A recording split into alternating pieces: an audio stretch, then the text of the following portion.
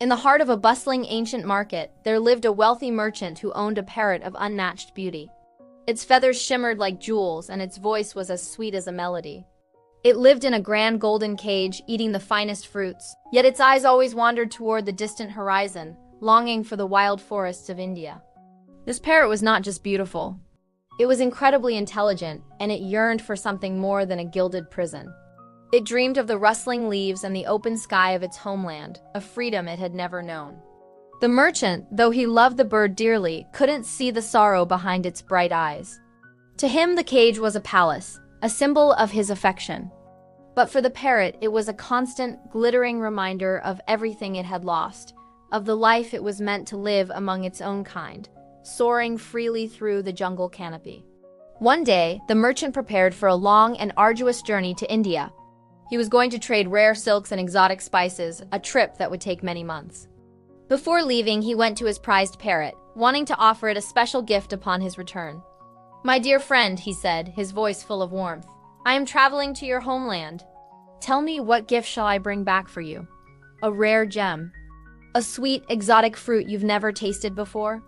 The parrot, however, shook its head slowly. Its voice, usually so cheerful, was now heavy with a deep sadness. "Master," it began, "I want no gold or trinkets. The only gift I desire is a message. I ask that you find my brothers, the parrots who fly free in the forests of India. Tell them that I am a prisoner here, trapped in a golden cage. Tell them of my sorrow, and then I beg you, bring me back their reply. That is all I ask." The merchant was puzzled by this strange request, but promised to fulfill his companion's wish. After weeks of travel, the merchant finally reached the lush, vibrant jungles of India. The air was thick with the scent of flowers and the sounds of countless creatures. High in the canopy, he saw a flock of parrots, their green feathers blending perfectly with the leaves.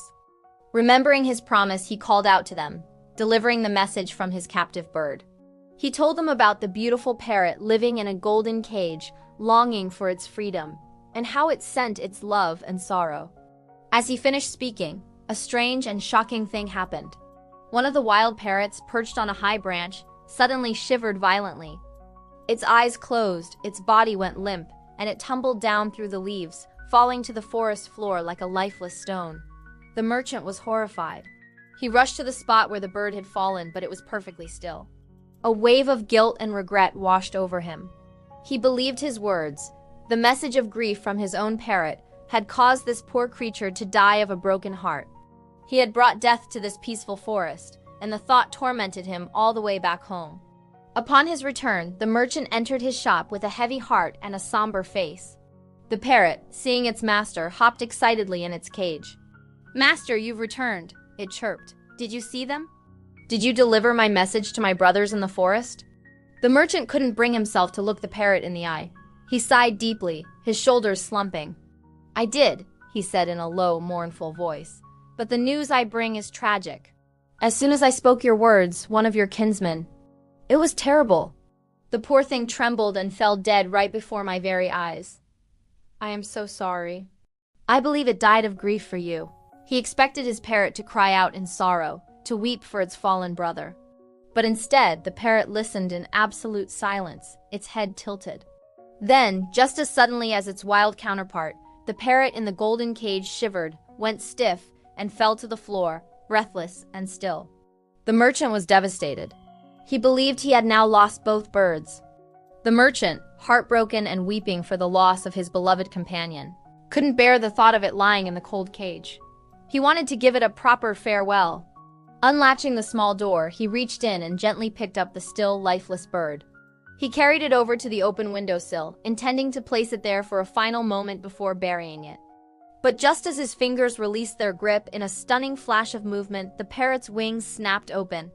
With a powerful beat, it launched itself into the air, soaring toward the sky.